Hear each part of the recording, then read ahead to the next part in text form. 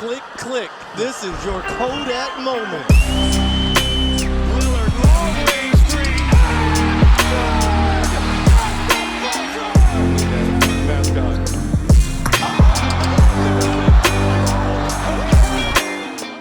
Bonjour à toutes, bonjour à tous et bienvenue pour un nouvel épisode de Beyond the Hoops. On se retrouve après notre épisode sur la draft, notre petit spin-off Beyond the Draft que vous aimez bien. D'ailleurs, vous étiez nombreux à répondre présent pour ce premier épisode de l'année, donc merci d'avoir répondu présent. Mais on va retourner aujourd'hui dans nos classiques, à savoir nos focus sur une équipe. Et aujourd'hui, on va parler des Phoenix Suns qu'on a énormément regardé depuis le début de saison. Et il se trouve que c'est une équipe qu'on aime beaucoup avec Matt, et donc vous l'aurez compris, on est avec Matt pour pouvoir parler des Suns. Matt, comment ça va? Bah ça va, hein, écoute, hein, ça va très bien, hein. Ouais, ravi de faire ce focus, là, ça fait un petit moment qu'on en parle, mais c'est une équipe que j'avais en fait, je les ai pas regardés, dès le début de saison, parce que c'est vrai on n'avait pas forcément des grosses attentes. Puis j'ai vu deux trois clips, passer où tu voyais quelques schémas défensifs intéressants et je me les étais cochés et c'est vrai que dernièrement, j'ai pas mal rattrapé soit des matchs du passé, puis j'ai vu les derniers matchs, puis ce qui est cool, c'est qu'ils ont rencontré des grosses équipes. Donc du coup, c'était intéressant à analyser. Ouais, on se retrouve avec une équipe qui a un bilan étonnant puisqu'ils sont 7e de la conférence Ouest en 24-16. On s'était dit que pour démarrer le podcast, on allait commencer par un petit mot léger sur l'ensemble de la semaine, mais puisque je vois qu'on se lance tout de suite sur les Suns, bah écoute, vu que c'est le sujet du podcast, autant y aller à fond. Et effectivement, on avait laissé cette équipe à l'été, puisqu'avec Jaham, on avait parlé du trade de Kevin Durant.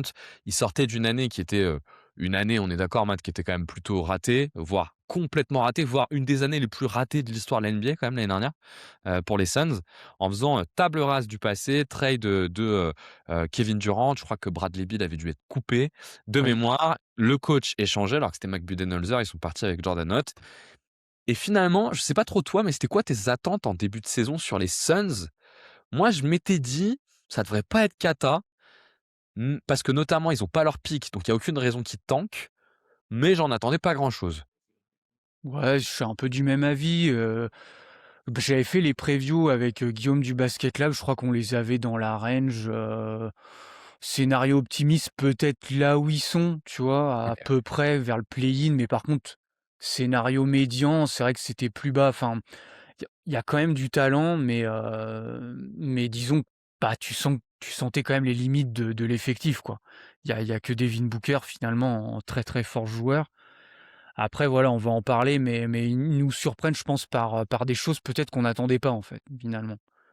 Ouais, je suis assez d'accord parce que c'est vrai qu'ils sont dans le range du play-in, mais si on va dans le détail, en fait, ils sont quasiment au pourcentage de victoire des Lakers et des Rockets. En plus, c'est plutôt Ouais, eux c'est qui ont ça. la dynamique en ce moment et donc ils pourraient se retrouver assez rapidement à la 5e place. D'autant que, on se le disait avant, mais ils ont plutôt confirmé ce qu'ils faisaient de bien parce que ils ont rencontré dernièrement des bonnes équipes et globalement, quand ils rencontrent des bonnes équipes, ça a plutôt tendance à bien se passer. On a vu le match contre les Knicks où ils l'ont emporté. Il y a eu le match contre le Thunder où ils ont gagné. Ils ont perdu contre les Rockets, mais vraiment de très peu. Et on se rend compte qu'en fait, ben, on est vraiment face à une équipe qui est compétitive. Et du coup, on s'était dit qu'il serait intéressant de faire un gros focus sur cette équipe, puisqu'on l'aime bien tous les deux, pour essayer de voir avec vous, essayer de vous présenter les différents points qu'on apprécie voir avec cette équipe. Vous en avez l'habitude, généralement ce qu'on fait, et pour les nouveaux qui ne le seraient pas, on aime bien faire une sorte de ping-pong un peu entre les deux.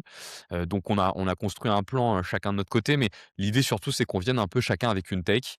Et on vient avec une take et on la développe et on essaye un petit peu de vous expliquer ce qu'on voit autour de tout ça, ce qui devrait occasionner une discussion, en tout cas je l'espère, intéressante, mais j'en doute pas. Si vous aimez le podcast, n'hésitez pas à vous abonner et à nous suivre. N'hésitez pas aussi à nous donner votre avis en commentaire sur l'équipe des Suns. Vous l'avez vu dans dans les dernières vidéos qu'on a fait, on essaie toujours de beaucoup échanger avec vous et on y prend beaucoup de plaisir, donc merci de nous suivre. On est toujours ravis de ça. Matt, ce que je te propose, c'est qu'on aille tout de suite dans le vif du sujet et je te laisse peut-être aborder le premier sujet que tu as envie d'aborder. Ouais, bah, moi, c'est vrai que le premier truc qui m'a frappé, et qui me frappe un peu à chaque fois que je les vois, et c'est peut-être là où quand je disais, ils nous surprennent d'une manière qu'on s'attendait pas, bah, c'est les schémas défensifs. Moi, je m'attendais pas à ça. Très sincèrement, quand, tu vois, tu m'aurais dit: «Bah, à quoi va ressembler Phoenix?» Si Phoenix, par exemple, on est dans un scénario optimiste, j'aurais plus pensé que c'est l'attaque qui surperforme, avec Devin Booker, puis avec les connecteurs et cetera. Mais en fait, je trouve que c'est surtout une équipe qui fait son beurre, du côté défensif, hein. Moi, j'adore leur schéma. Tu vois, c'est ce que j'ai noté. Pour moi, c'est des schémas défensifs modernes.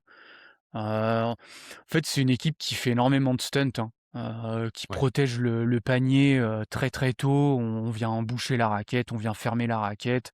Des stunts très agressifs. Je trouve qu'en fait, ils ressemblent pas mal à OKC, hein, leur schéma, mine de rien. Donc c'est quand même positif quand tu te dis que tes schémas ressemblent à OKC. Et puis je pense que c'est aussi il y a une question de schéma, hein. Giordano est venu avec ces schémas-là où on va boucher très tôt, mais c'est aussi le personnel. Je pense qu'il s'est bien adapté à son personnel puisque mine de rien, on a beaucoup de joueurs qui sont forts, hein, défensivement. Tu vois, je pensais à Gillespie qui était déjà fort l'année dernière, bah, Dillon Brooks, on en reparlera peut-être un peu plus tard, mais c'est un peu lui, je pense aussi, qui fait la différence, niveau défensif. Il y a l'utilisation de Mark Williams que je trouve très intéressante. Il y a aussi, Jordan Goodwin, tu vois, qu'ils ont récupéré pas cher, tu vois? C'est que des bons défenseurs.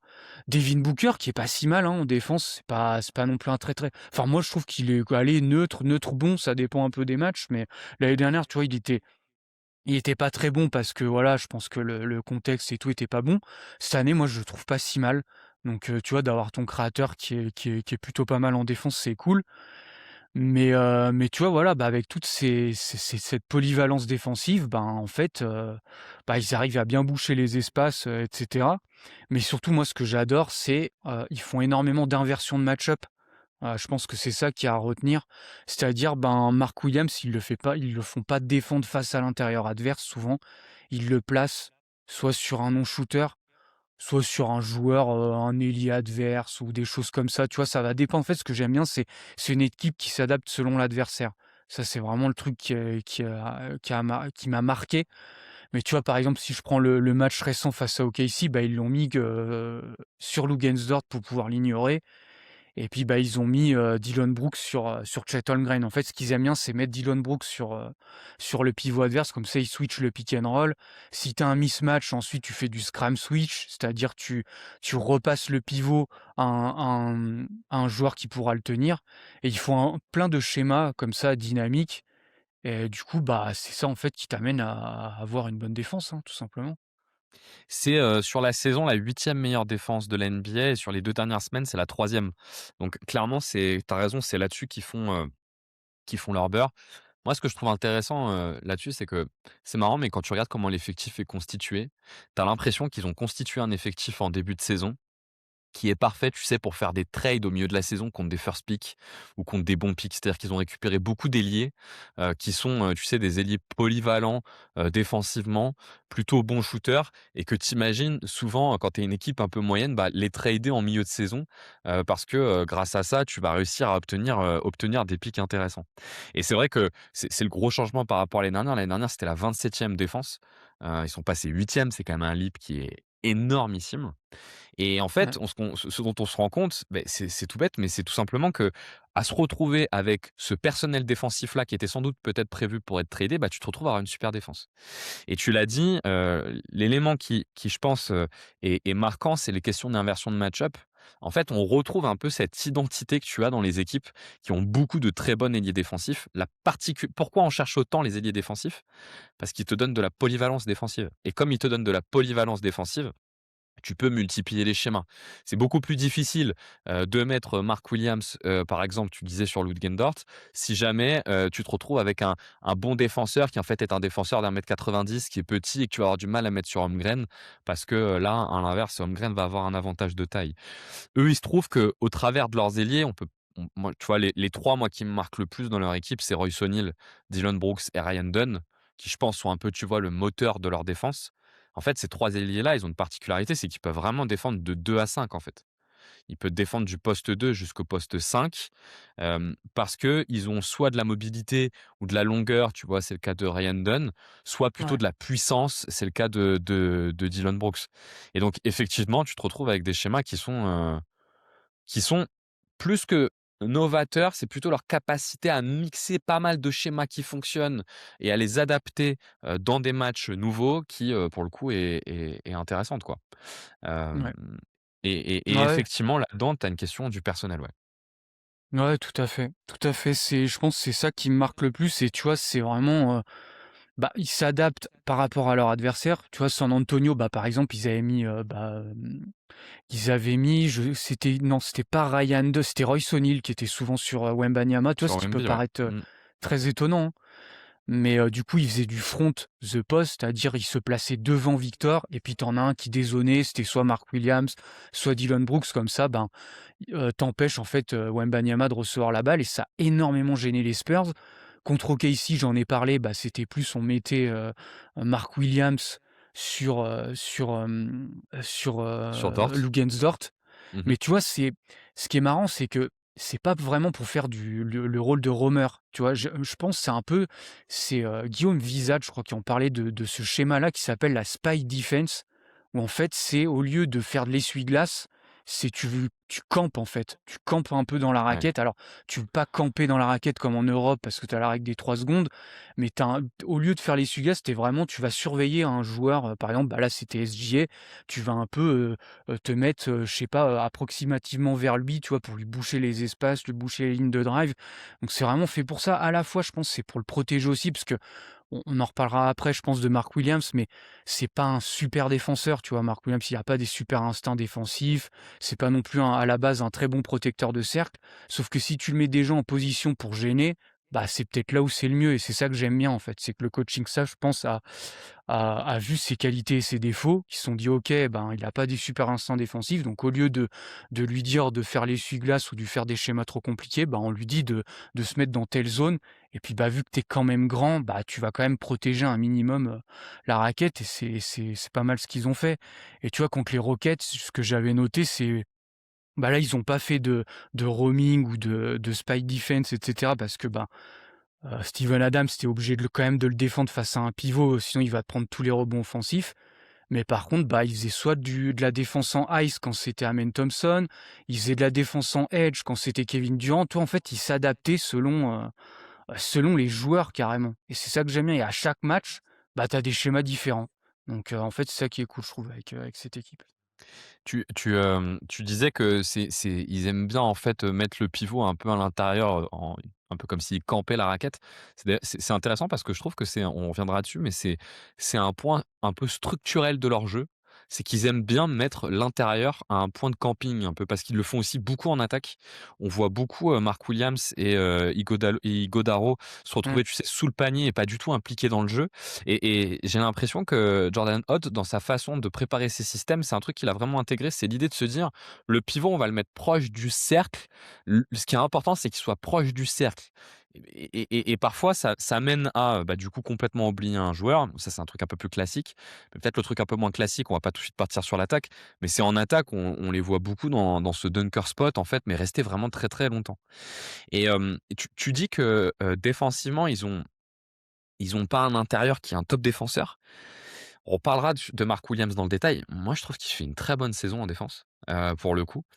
Et on reviendra après dessus. Il est quasiment à 2 d'ailleurs de block percentage et 2 de steal percentage. Il a 1,9 sur les 2, ce qui est énorme. En tout cas, là où tu as raison, c'est que jusqu'à présent, ce qu'on avait vu à Charlotte avec Mark Williams, c'était pas un très bon défenseur et qu'il a réussi à cadrer un rôle pour lui qui lui permet à l'inverse d'être un très bon défenseur. Donc Bah, effectivement, il y a ce premier point. Je pense que, tu vois, on cite pas mal, les défenseurs plus plus de cette équipe, mais je crois qu'il faut aussi citer les attaquants de cette équipe qui, en fait, sont aussi des bons défenseurs. Tu as dit Devin Booker, on reviendra dessus. Moi, je trouve que Devin Booker, en défense, il fait plutôt une bonne saison. Je trouve que Grayson Allen a toujours été un bon défenseur et c'est toujours un bon défenseur, tu vois?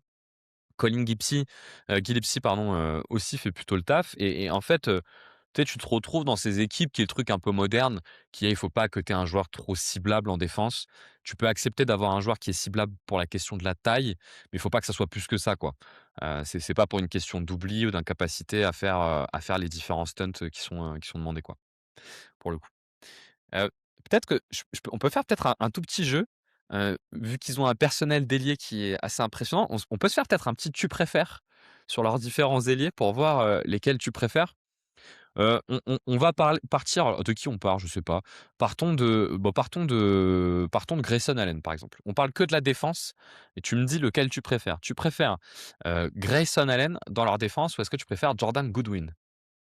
Ah, Goodwin quand même est plus spécialiste défensif et en plus ce que j'aime bien chez Goodwin, c'est il joue la bataille des possessions aussi. C'est Ouais. un joueur quand même qui est fort là-dedans, puis il est pas forcément très grand, mais très polyvalent en fait. Il peut switcher même sur des bigs des fois, moi j'ai toujours bien aimé, ce joueur même, bah, il était aux Lakers, hein, je crois, hein, Merci de me le rappeler, ouais. Bah, il a ouais. fait des playoffs catastrophiques, mais effectivement, il était aux Lakers il s'était clairement fait sa place aux Lakers sur les mêmes choses que tu décris, c'est-à-dire Ouais. bataille des possessions et défense, où il était assez impressionnant, très, très bon intercepteur, notamment. Effectivement, c'est pour ça qu'il va chercher la bataille des possessions. D'ailleurs, tu disais dans la bataille des possessions, c'est quelque chose que Phoenix fait plutôt bien et moi, je Ouais. trouve qu'ils ont une belle capacité à finaliser leur défense en sécurisant le rebond. C'est une équipe qui concède assez peu de rebonds offensifs, j'ai l'impression. J'ai pas la stat en tête, mais en tout cas, Je j'ai crois cette que non, je impression. crois que là-dessus, ils sont pas c'est pas les meilleurs. Par C'est pas les contre, ils meilleurs, sont OK. très, très bons ils sont très, très bons en rebond offensif et en création de turnover. Ça Sachant que c'est là-dessus, pas les meilleurs, mais ils jouent aussi pas mal de minutes en small ball, ce qui peut justifier aussi le fait pour le coup, de ouais. concéder un petit peu de rebonds offensifs et réussir à être médian en jouant comme ça, c'est déjà pas mal. Jordan Goodwin ou Ryan Dunn? Ah, on va dire, je sais pas si on joue avec le potentiel, mais, si tu me demandes de choisir vraiment entre les 2, je prends Ryan Dunn, parce qu'il y a quand même, je pense, une question de potentiel, surtout en défense. Puis il est quand même plus grand, tu vois? Plus grand, plus long, il y a la polyvalence, c'est peut-être encore plus folle avec Ryan Dunn où il peut vraiment, bah, défendre tous les profils, quoi. Donc, c'est ça qui est cool avec lui. Après c'est Ryan Dunn, c'est toujours pareil, ça va être, à quel point l'attaque, va un peu se débloquer, quoi. Moi, je suis d'accord, défensivement, moi, Ryan Dunn, c'est un joueur que je trouve extraordinaire, il fait à peu près tout bien, vitesse latérale qui est très bonne, une longue envergure, ce qui permet aussi de compenser s'il est face à des joueurs plus petits ou plus grands et en plus un bon jump. Les 2 derniers, Ryan Dunn ou Royce O'Neal? Non, Ryan Dunn. Ouais, Alors Royce je suis O'Neal, d'accord. c'est marrant, mais ça fait quand même plusieurs saisons, je trouve que c'est beaucoup moins un très bon défenseur qu'avant, hein. Je trouve qu'il a pris un step, tu vois? C'est au Jazz, c'était vraiment, je pense, son pic défensif. Depuis, c'est quand même moins ça, hein, Royce O'Neal. Ouais, je Donc, suis ouais, d'accord non, avec toi. Ryan si c'est que la défense, c'est Ryan Dunn, ouais. Et le dernier, Ryan Dunn ou Dylan Brooks? Ouais, elle est pas évidente celle-là. Elle est pas évidente. Je pense que je partirais plus sur Brooks parce qu'il est plus fonctionnel. Tu vois, Ryan Dunn, le problème, c'est que tu vas pas pouvoir le faire jouer, beaucoup de minutes parce qu'il y aura le problème de l'attaque. Et Dillon Brooks, on en reparlera, mais mine de rien, pourtant c'est pas un joueur dont je suis fan, hein, en attaque à la base. On en parlera, je pense, plus en détail après, mais il est devenu quand même fonctionnel, hein, faut le reconnaître. Donc, puis j'ai un peu l'impression, tu vois, ce côté hustle, bah, il est important mine de rien, donc, dans leur attaque. Et puis c'est souvent lui qui prend le pivot aussi adverse, même si je pense que Ryan Dunn peut le faire, hein. Mmh. Mais c'est souvent Dillon Brooks, tu vois, bah, tu vois, par exemple, le match contre les Warriors, il prend Draymond Green, contre OKC, je l'ai dit, il prend, Chet Holmgren, donc tu vois, c'est un peu lui qui débloque un peu tes schémas aussi, hein. Ouais et puis on sait que Dylan Brooks, mais je trouve que Ryan Dunn a ça aussi, c'est un joueur qui crée des momentum défensifs. Là, Ryan Dunn est peut-être un peu plus rigoureux, sur la défense. Je prendrais quand même Ryan Dunn, parce que moi je trouve que vraiment sur Ryan Dunn, il y a une polyvalence défensive qui est encore un step au-dessus. Ce qu'a Brooks en plus de lui, c'est la puissance qui lui permet effectivement de plus tenir les intérieurs et notamment les postes 5. Là Ouais. où Ryan Dunn va plutôt être sur du 2 à 4, du 2 à 4 pour le coup. Donc effectivement, premier point que toi tu t'étais noté, c'était cette question des schémas défensifs, modernes. Est-ce que tu vois d'autres choses à dire là-dessus ou est-ce que je prends la main pour le deuxième point? Non, tu peux y aller, je pense qu'on a bien fait le tour là. Et ben, puisqu'on a parlé de Mark Williams, moi je vais partir sur Mark Williams et parler globalement du secteur intérieur, de Phoenix qui moi me marque depuis le début de saison.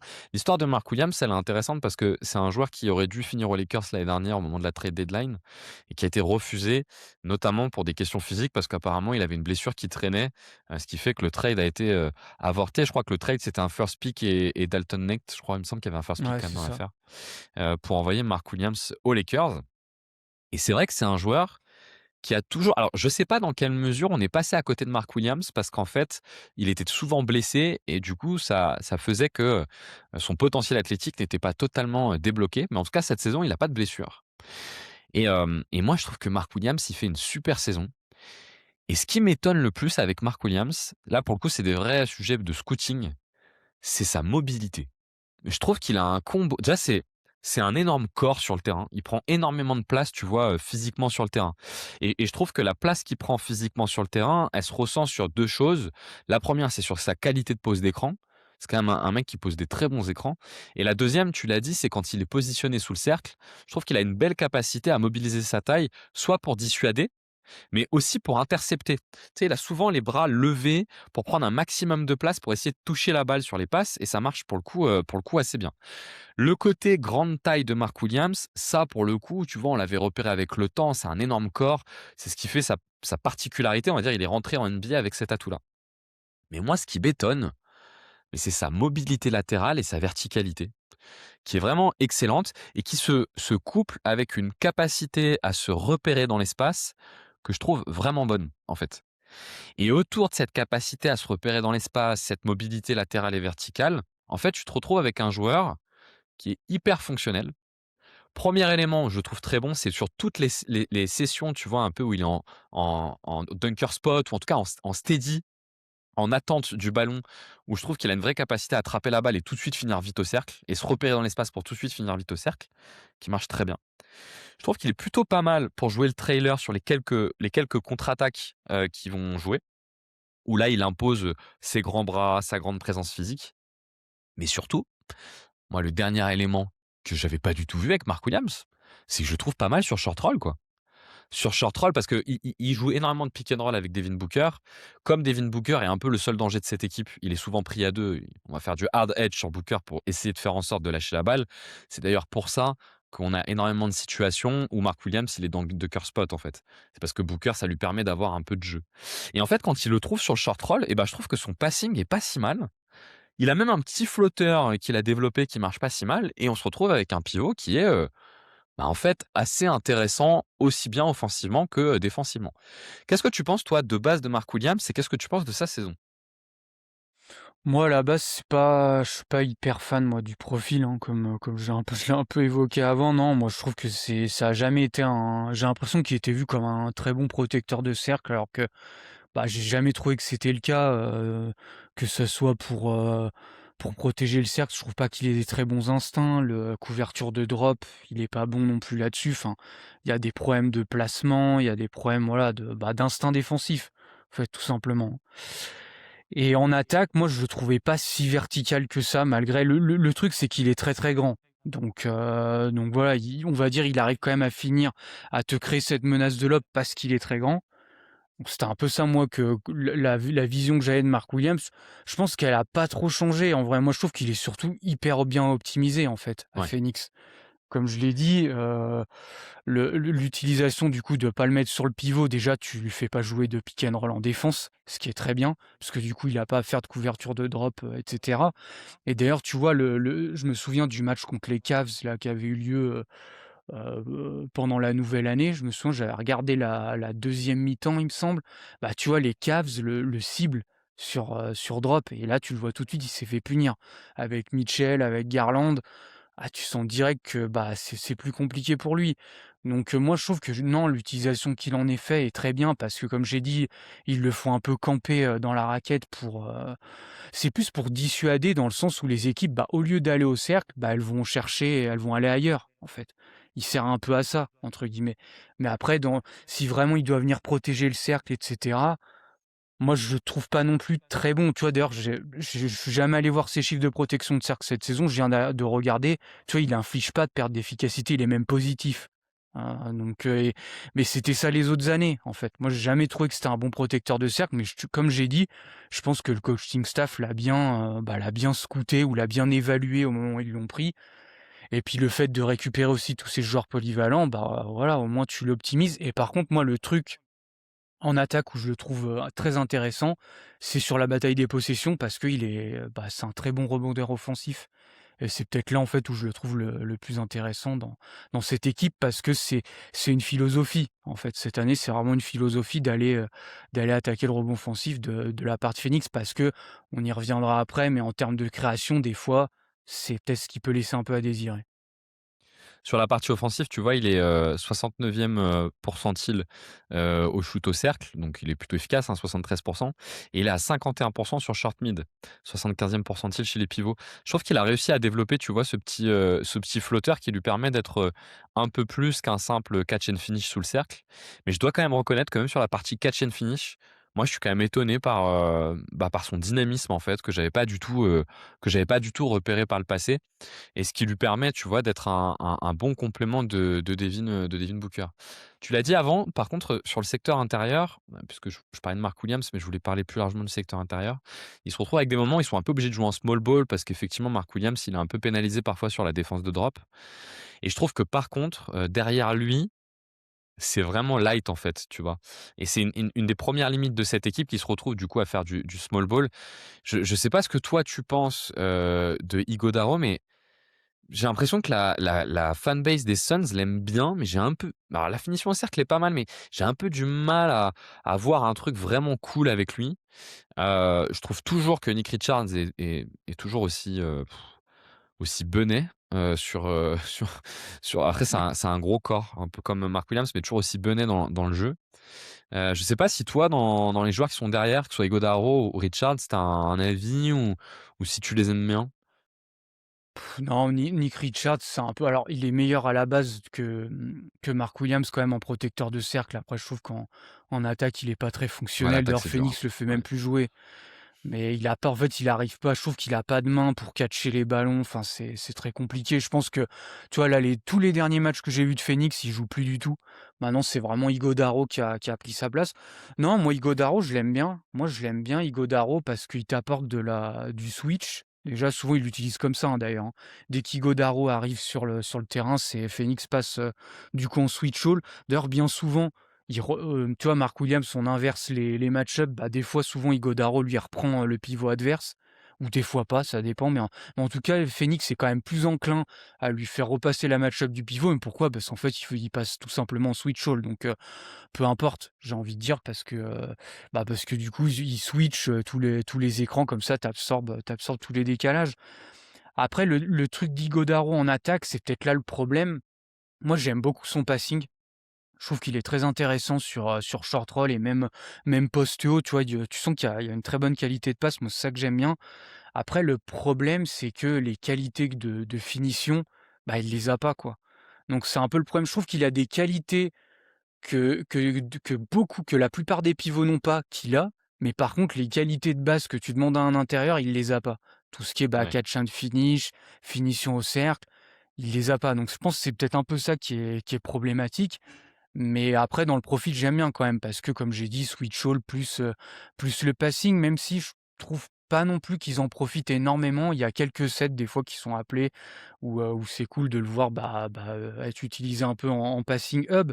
Mais voilà, pour l'instant, ça reste un joueur qui est limité, offensivement mais après je pense que c'est leur meilleure option.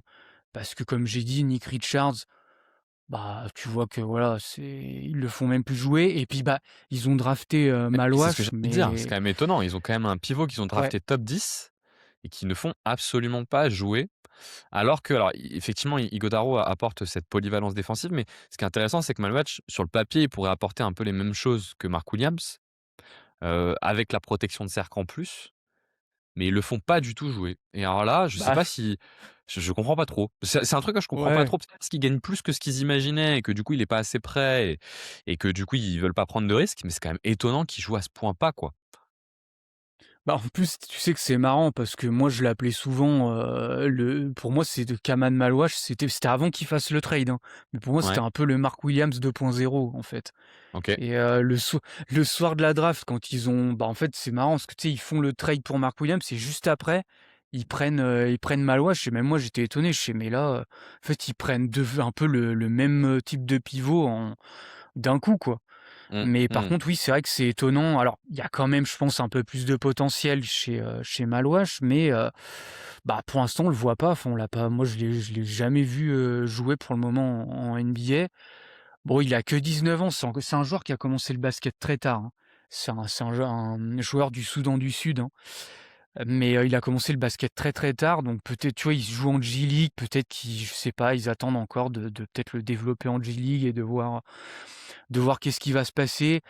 Il y a un moment, c'est vrai que Nick Richards avait plus de minutes, tu pouvais dire, bah, c'est peut-être pour un peu essayer de, je sais pas, monter une espèce de valeur parce que tu veux, à mon avis, ils vont vouloir le trader parce que là, ça fait quand même beaucoup d'intérieur, tu vois?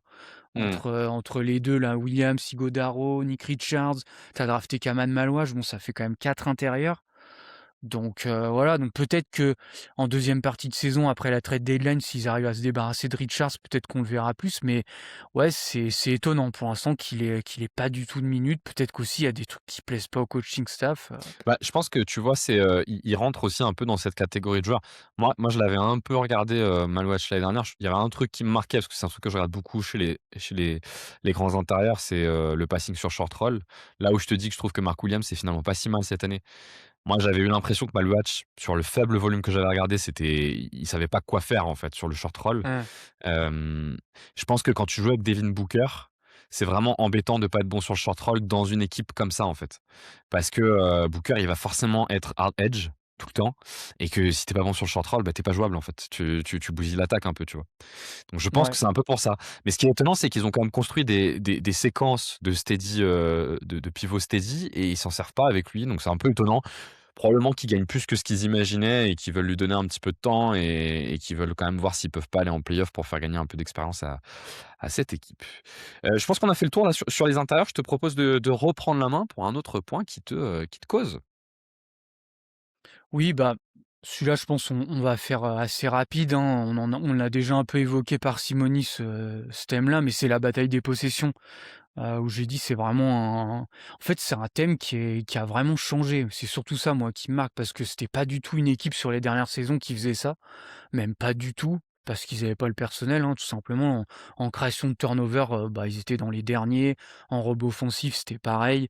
Donc c'était pas du tout une équipe basée là-dessus. C'est vrai que cette année, bah, tu passé de bottom 10 à là, je crois ils sont top 5, hein, en création de turnover et pareil au rebond offensif. Mais c'est le alors, pour la création de turnover, il y a rien d'étonnant, il y a le personnel et puis comme j'ai dit, les schémas en stunt, les schémas agressifs. Puis tu as des joueurs, voilà, qui sont bons là-dedans, hein, qui sont bons dans le playmaking défensif. On a cité Jordan Goodwin, il y a Ryan Dunn, même Dillon Brooks, c'est pas si mal là-dedans. Donc voilà, tu as pas mal de joueurs qui sont très, très bons là-dedans. Gillespie aussi, que j'aime beaucoup, qui est bon dans le playmaking défensif. Donc voilà, c'est une équipe, bah, qui crée beaucoup de turnover comme, c'est comme j'ai dit, il y a quand même pas mal de similitudes avec Oklahoma City et bah, voilà, vu que c'est une équipe, on en parlera comme j'ai dit après qui est pas forcé qui peut avoir des fois des problèmes de création offensive, bah, de se créer des possessions, plus que l'adversaire, bah, c'est un peu le thème, j'ai envie de dire de la NBA d'aujourd'hui et eux, bah, ils sont en plein dedans. Et le rebond offensif, c'est pareil. C'est une équipe qui attaque énormément le rebond offensif. Et c'est peut-être un des trucs, moi, comme j'ai évoqué, où je préfère Mark Williams. Il y a Jordan Goodwin aussi qui est bon là-dedans. Enfin, même un peu tout le monde, tu vois, même Gillespie. Enfin, c'est une équipe qui, tu sens qu'il y a des schémas où bah, on va attaquer le rebond offensif le plus possible. Et voilà, quoi. Donc, c'est comme ça qu'on arrive à un résultat qui est très bon dans ces thèmes-là, quoi. Tu l'as dit, j'allais rebondir là-dessus quand tu as dit: «C'est un peu le thème de l'année», la bataille des positions. Moi, je suis complètement d'accord avec toi. C'est vraiment, tu vois, sur tous les focus qu'on fait sur les équipes, j'ai l'impression que c'est un truc qu'on regarde tous maintenant systématiquement. Ouais, Est-ce qu'ils sont bons sur la bataille des possessions? Et on voit qu'en fait, c'est plus vraiment possible de créer une équipe à haut niveau de compétitivité si tu joues pas sur la bataille des possessions. Probablement, tu vois, qu'il y a des équipes, qui étaient structurellement bonnes et qui auraient été structurellement bonnes comme OKC, qui ont montré qu'en fait la bataille des possessions, c'est un truc important, mais probablement qu'une équipe comme Houston, qui a montré jusqu'où tu peux aller juste avec la bataille des possessions, a donné un espèce de feu vert au reste de la NBA de: «Mais non, en fait, il faut la jouer à mort, en fait, la bataille des possessions, c'est essentiel si tu veux maximiser ton équipe». Et c'est vrai que derrière, c'est juste une question, c'est juste une question de personnel. Peut-être qu'il y a un point qu'on peut noter, donc outre le fait qu'ils ont un personnel qui leur permet de le faire, je trouve qu'ils reprennent un truc qu'on avait pas mal vu chez les Knicks notamment sous Thibodeau, c'est l'utilisation des petits sur la bataille des possessions et sur le rebond, qui font, je trouve, assez bien. Ouais, C'est-à-dire que les petits crachent énormément au rebond offensif. Alors c'est un peu une prise de risque parce que tu diminues ta couverture défensive, mais notamment, sur les séquences où il y a pas Mark Williams, on voit que j'arrive jamais à le dire son nom, Bouyeya Bouillet, ou, ouais. Bouye pardon, ou Guilepsy vont beaucoup au rebond offensif et en fait, ils sont pas mal sur ce petit truc de hustle qui est de récupérer toutes les petites miettes qui traînent là, Ouais. et qui en fait à la fin font une différence, hein, mine de rien et c'est vrai que c'est quelque chose qu'ils font bien. Je pense que ces profils-là d'ailleurs de petits joueurs, tu sais, de rotation, qui viennent en complément, qui parfois sont un peu pénalisés par leur taille sur la partie défensive, je pense qu'ils peuvent le compenser en étant forts sur la bataille des possessions. Tu vois, le premier joueur auquel je pense qui en plus est un bon joueur défensif, c'est TJ McConnell. J'ai jamais regardé ses stats au rebond offensif, mais intuitivement, j'ai l'impression que c'est un joueur qui est pas trop mal Mmh. pour récupérer ces petits ballons qui traînent. J'ai toujours trouvé que Russell Westbrook était un bon joueur là-dessus d'ailleurs aussi sur la partie rebond offensif pour récupérer tous ces petits ballons qui traînent. Et c'est vrai que ça, ils l'ont pleinement intégré, et que ça marche plutôt bien. Vous savez, en fait, l'idée, c'est de se dire dans la NBA moderne, où il y a beaucoup de 3 points, l'endroit où tombe le rebond est un peu aléatoire. Souvent, le rebond est très haut, suite au rebond sur le cercle, donc le ballon monte très haut et l'idée de se dire, c'est que des petits joueurs qui sont très mobiles, ça permet de vite aller sur les espaces où la balle retombe pour la récupérer et c'est vrai que ça, ils le font bien et que pour le coup, c'est assez fonctionnel, ouais. Ouais, je suis d'accord avec toi, ouais. Hem, du coup, peut-être pour poursuivre, parce que tu disais que tu voulais qu'on évoque rapidement cet élément-là, qui est un élément un peu structurel. On a parlé des petits. Moi, je voudrais juste parler aussi d'un petit sujet. C'est que, j'aime bien ce que Hott a fait avec, des joueurs qui sortent un peu de nulle part et je pense justement à 2 joueurs qui sont petits chez eux et qui ont un cadre de jeu qui est vraiment intéressant. Le premier, on en a parlé, on en avait parlé aussi dans un épisode sur nos joueurs marquants du début de saison, c'est Guilepsy, Mmh. qui, je crois que c'était toi d'ailleurs qui en avais parlé. Ouais. Qui est assez intéressant. Moi, j'aime bien son côté, tu sais, porteur de balle assez fiable sur la remontée de balle. Il lui demande pas grand-chose finalement demi-terrain. Il est souvent positionné à une passe de Devin Booker Ouais. pour essayer de punir en fait, les aides et éviter les stunts et c'est quelque chose qu'il fait assez bien et défensivement, il est plutôt bon et il a cet aspect rebond offensif. Qu'est-ce que tu penses toi de Gillespie? Tu en avais parlé mais peut-être ça peut être bien d'en redire 2 mots? Moi, j'adore le profil, hein, c'est un profil défense et connecting donc moi, je trouve que c'est les free and D de la NBA moderne, ce qui font plus justement que maintenant que du shoot à 3 points, mais en plus, ce que j'aime bien, c'est que c'est pas juste il y a le connecting et le spacing, en fait et Mmh. c'est vrai que finalement, tu vois, tu en as peut-être pas tant que ça des joueurs comme ça qui ont les 2 hein. Qui ont à la fois le connecting, le spacing et en plus la défense qui est moi je trouve qu'elle est excellente, hein, sa défense de périmètre. Il a commencé un peu à éclore la saison dernière, je me souviens fin de saison dernière, mais il a vraiment en plus un passing moi que j'aime beaucoup, hein, très, très bon passing de connexion et même la défense, tu vois? Le playmaking défensif, je suis allé voir, il est à 2,2 de steal Ah, c'est beaucoup, ouais. percentage. Ce Ouais. qui est dans le 90e centile et d'ailleurs, je suis allé voir, ils ont 7 joueurs qui sont dans le 80e centile ou plus en steal percentage. Donc tu as Ouais, quasiment c'est tout énorme. l'effectif qui joue, qui est bon dans le playmaking défensif. Donc c'est énorme, tu vois? Même un Royce O'Neal est à 1,8, Booker est à 1,6 cette année. Enfin ouais, tu vois, c'est assez énorme. Donc ouais, c'est une équipe qui est très, très bon là-dedans et bah, ils ont plein de joueurs comme ça et Gillespie fait partie des meilleurs. Donc ouais, moi c'est un joueur que j'aime beaucoup, ouais, qui est âgé, hein, d'ailleurs, hein, qui est assez âgé parce Qui a que 26 ans, ouais. j ouais, il a pas non plus beaucoup d'années dans la ligue mais d'ailleurs pour la petite histoire, il est avec tout le groupe là de Jalen Brunson, tu sais, à Villanova, avec Mmh. Brunson, OK. avec Josh Hart, et cetera. C'est marrant parce que c'est un peu la team, avec Hart, avec, Di DiVincenzo Vincenzo. là, qui sont un peu les Mmh. super connecteurs et je trouve que lui, il est un peu Là-dedans, dans ouais. ce même moule, tu vois? Il me fait un peu pen c'est un peu le même profil que DiVincenzo, hein, au final, hein, qui t'apporte le spacing et le connecting. Ouais, il y a un peu de Red Shepard aussi avec, peut-être moins fort sur le pick and roll, en tout cas sur le shoot sur le pick and roll. Ouais, Mais il est quand même capable de le faire. Moi, je trouve il peut punir, oui, tu vois, sur les picks si jamais on défend, en edge et du coup en drop et du coup ça effectivement, ça en fait un joueur assez intéressant et une fois de plus, on retrouve un peu ce que tu disais avec Mark Williams, c'est son rôle est hyper bien cadré, en fait et ça, c'est ouais, vraiment intéressant et il y a un autre joueur, où je trouve que son rôle, est, là aussi, très bien cadré. Alors là, pour le coup, c'est un mec de 26 ans qui sort quand même de nulle part.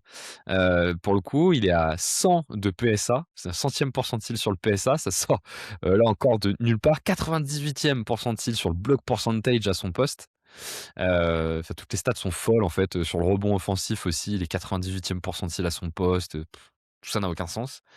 Ben j'en ai parlé depuis tout à l'heure, c'est Jean-Marie, Bouillet, qui, est rentré dans la rotation. Alors là, il est blessé, mais il est rentré dans la rotation en tout cas autour de décembre, Noël, dans un rôle assez étonnant, qui a un rôle de carte blanche offensive. C'est un joueur qui a un premier pas de zinzin, qui va à 2000 à l'heure et qui, et en fait, alors je sais pas s'il reprend, ce que Ott imaginait faire avec Jalen Green, j'en sais rien, mais en tout cas, il sort du banc, il a carte blanche pour essayer de créer et d'amener du scoring et en fait, il est en surchauffe totale, hein, bien évidemment, mais il est hyper efficace et il est hyper intéressant et je trouve qu'en fait, il traduit bien, hem, la capacité qu'a Jordan Knott, en tout cas, à mettre ses joueurs dans un contexte favorable pour eux et du coup, à leur donner confiance, ce qui leur permet derrière de produire des choses intéressantes. Je vous invite à aller regarder le Suns Lakers qui était à Phoenix, je crois, où Bouillet, il rentre 10 minutes, mais il met un bouillon à la défense des Lakers, qui est pas très bonne en plus sur la défense de l'homme, parce qu'il va juste à 4000 à l'heure qui est juste, hallucinant, quoi. Et j'aime vraiment bien ce joueur. Il sort de nulle part, je crois qu'il était à Minnesota avant, si je dis pas de bêtises, mais il jouait pas. Ouais, c'est ce que j'ai bah, d'ailleurs là, il est en two-way, hein, avec Phoenix, Il donc en c'est tout, ouais, OK. vraiment c'est un pari, en fait. Je pense qu'ils ont fait un pari et c'est vrai que oui, il apporte pas mal de dynamisme, hein. Je suis d'accord sur, justement, c'est ce qu'on disait en off, peut-être le on en parlera peut-être plus en détail en attaque, mais Phoenix attaque vite sur certaines séquences, mais c'est pas l'équipe qui joue le plus vite. Et c'est vrai que peut-être lui apporte un peu des fois ce dynamisme d'aller dynamiter un peu la défense adverse très tôt dans la possession. Donc ouais, c'est moi aussi il m'a surpris ce joueur, il m'a surpris. Je sais que je parle souvent avec Alan Guillou, hein, qui était chez Envergure et chez Dunk Hebdo. Il m'a dit que c'était un de ses chouchous apparemment. Donc voilà. Et je lui ai dit, c'est vrai que Ben, ce on joueur m'a comprend mieux. étonné quand je l'ai vu. Ben, on comprend mieux, ouais, parce qu'effectivement, il fonctionne bien et voilà, une fois de plus, je trouve qu'il traduit bien, ce qu'on disait sur Jordan Note. Je te redonne la main, Matt. Quel est le point suivant que tu voulais aborder? Ouais, bah, du coup, ça a un peu découlé de ce qu'on a dit, mais je voulais parler de Brooks, de Dillon Brooks, peut-être un peu faire un focus sur lui OK, c'est un focus sur parce que, Dillon Brooks. je pense que c'est important, tu vois? Parce que, déjà, c'est un peu la pièce, enfin, j'allais dire la pièce centrale du trade. On a l'impression parce que Jalen Green n'a quasiment pas Ouais. joué. Il a joué un seul match pour le moment. Mais voilà, c'est un peu lui là, il faisait partie de la contrepartie pour le trade de Kevin Durant, mais j'ai un peu l'impression que c'est lui un peu la pièce «centrale» entre guillemets de ce renouveau de Phoenix. Je pense qu'il a apporté plein de trucs qui leur manquaient en fait, les saisons d'avant, hein. Même, tu vois, les fans de Phoenix, tu vois, moi je parle souvent avec Grégoire, hein, Grégoire MBV, je pense que les gens le connaissent, qui est fan de Phoenix, qui a le podcast Valley Hoop. Et il me disait souvent cette équipe, elle manque un peu de hustle, elle manque de défense, tu vois, de justement de playmaking défensif, de ce genre de choses. Et je pense que lui, il a apporté un peu de partout là-dedans, quoi. De la défense, du hustle, comme on a dit. Voilà, je pense que sa défense est plus à présenter, mais il y a un truc qui est étonnant avec ce joueur quand même, c'est, à chaque équipe où il va, bah, l'équipe où il est, elle performe, tu vois? Alors il y a un moment, tu peux dire: «Est-ce que c'est vraiment lié à lui?» mais il y a un moment donné, tu vas te dire que bah, je pense que oui, parce que tu vois, à Memphis, ils étaient bons, il s'en va, bah, c'est moins bien. Alors, je dis pas que c'est que parce qu'il est parti, évidemment. À Houston, c'est pareil, il a apporté un peu ce côté, hustle et cetera. Bon, tu l'as quand même toujours, hein, Houston est toujours bon. Mais tu vois, il arrive à Phoenix et tout de suite, bah, il apporte quelque chose. Tu vois, c'est un joueur vraiment qui t'apporte ce truc-là qui a un peu, je sais pas si on peut vraiment, tu vois, le définir. Ouais, je dirais c'est du hustle, de la combativité, des choses comme ça. Bon, ça reste quand même un très bon défenseur. Je pense qu'on l'a dit, il permet d'échanger les match-ups. C'est aussi un très bon défenseur du point d'attaque. Tu vois, c'est un peu les joueurs, qui peuvent tenir plusieurs profils. Tu vois, par exemple, si, Phoenix tombe, face aux Lakers, bah, tu vois, c'est un peu les rares joueurs qui peuvent tenir bien Luka Doncic parce qu'ils sont costauds, ils savent bien naviguer quand même les écrans. Donc voilà, je pense que en termes de défense, il t'apporte toutes ces choses-là. Par contre, moi, il y a un truc où il m'étonne de plus en plus, c'est en attaque. Moi, c'est un joueur que j'aimais pas du tout, très clairement, en attaque parce que, Bah, c'est un joueur en fait qui se permettait entre guillemets de prendre des shoots, tu vois? Des pull-ups. Alors il le fait toujours, mais sauf qu'en fait avant, il les rentrait pas. Mais cette année, je trouve que le shot making, mais il est fou. Alors je sais pas si ça va tenir, mais c'est dingue à chaque match que je vois, alors c'est des shoots que j'aime pas du tout, hein, de base parce que c'est des shoots, tu vois, qui sont très compliqués. Souvent il prend des fade away ou des mi-distance que c'est pas un joueur qui arrive à aller au cercle. Mais à chaque fois que je le vois, je trouve qu'il y a un shot making de malade. À chaque fois, ça rentre et tu vois, c'est un peu de manière inexplicable. Alors je pense qu'effectivement, il y a une surchauffe, mais tu vois, je suis même allé voir, il est à 27 d'usage, ce qui est cette saison, Ce qui est énorme, hein. ce qui est colossal, quoi. C'est vraiment Il est à énorme, hein. 17 tirs par match, hein. 17 tirs par match, c'est énorme, hein, pour le coup.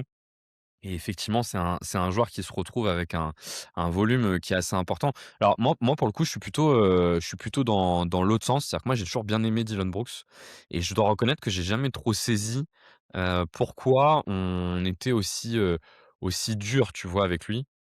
Parce que j'ai toujours trouvé que c'était un bon match. Je regarde juste un bah, par exemple, cette saison, il prend plus de tirs, que LeBron James, pour donner un ordre d'idée quand même, hein. C'est quand même, c'est quand même vraiment énorme et il prend à peu près le volume de tirs que prenait LeBron il y a 2 ans. Je sais pas si vous vous rappelez, mais LeBron, il y a 2 ans, il a fait une très, très belle saison. Pour le coup, il était très adroit à 3 points, mais il prend sa dernière saison, je veux dire top niveau de LeBron et il prend autant de tirs que lui. Alors moi j'ai un prisme, c'est que j'ai toujours bien aimé Dillon Brooks. Je trouve que déjà, premier élément qui est intéressant, c'est que Dillon Brooks a toujours été un défenseur du point d'attaque, mais je l'ai toujours trouvé un Mmh. peu léger sur la défense des petits. J'ai toujours trouvé que sur le de 3 à 5, franchement, bah, c'est top niveau, quoi, et défense 3 et 4 sur ces profils-là, c'est vraiment du top niveau. Il se trouve que quand il était à Memphis, il se retrouvait aussi parfois à défendre sur les petits. Moi, j'ai souvenir de séquences où il devait défendre Curry. Là, pour le coup, la particularité de Brooks, c'est quand même sa puissance, hein, c'est quand même un buff et ben, quand tu te retrouves face à des petits qui sont beaucoup plus rapides, il est un peu plus en difficulté. Je trouve que dans le contexte de Phoenix, ce qui est intéressant, c'est qu'il a pas à prendre les petits. Parce que les petits, ils vont plutôt les mettre parfois sur Gillespie, souvent sur Ryan Dunn, qui va plutôt aller prendre ces joueurs-là, ce qui lui permet déjà d'avoir un cadre qui est plus confortable, pour lui défensivement et du coup, ben, tu le dis, on utilise sa polyvalence que sur des espaces qui sont intéressants avec lui et on se retrouve à le voir parfois même sur des postes 5 et en fait, c'est assez fonctionnel. Moi, sa Ouais, défense puis sincèrement, trop bonne, hein. ouais. Oui, Oui, oui, non, non, sa défense, j'ai pas grand-chose à dire parce que ça a toujours été, sa qualité. Je pense que moi, le problème que j'avais, en fait, c'est son efficacité au scoring qui a toujours été très mauvaise et je dans vais tu je vais vois? revenir dessus, du coup. Ce C pour te donner un peu mon avis, moi, sur, la partie, Ouais. la partie offensive. Pour moi, Dillon Brooks, j'ai toujours été un peu, tu vois, je trouve que c'était compliqué de juger son attaque parce que c'est clairement un volume scoreur. C'est un joueur qui, en fait, a besoin de tirer beaucoup. C'est un joueur qui a toujours tiré beaucoup, hein. Tu vois, Mmh. là, je regarde les stats. À Memphis, il a des saisons il a 2 saisons à plus de 15 tirs par match, hein, quand même, hein. Donc c'est Ah ouais. énorme. Il était pas très efficace, mais c'est un mec, tu vois, notamment dans des profils d'équipe défensive qui va pouvoir prendre beaucoup de tirs et c'est quelqu'un qui a toujours marché sur la confiance. C'est-à-dire qu'il va faire des séries. C'est un joueur de série. Pour le coup.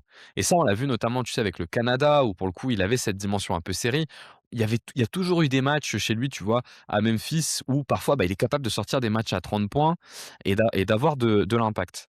C'est vrai que cette saison, ce qui est étonnant, c'est qu'il est globalement plus efficace que ce qu'on a l'habitude d'avoir.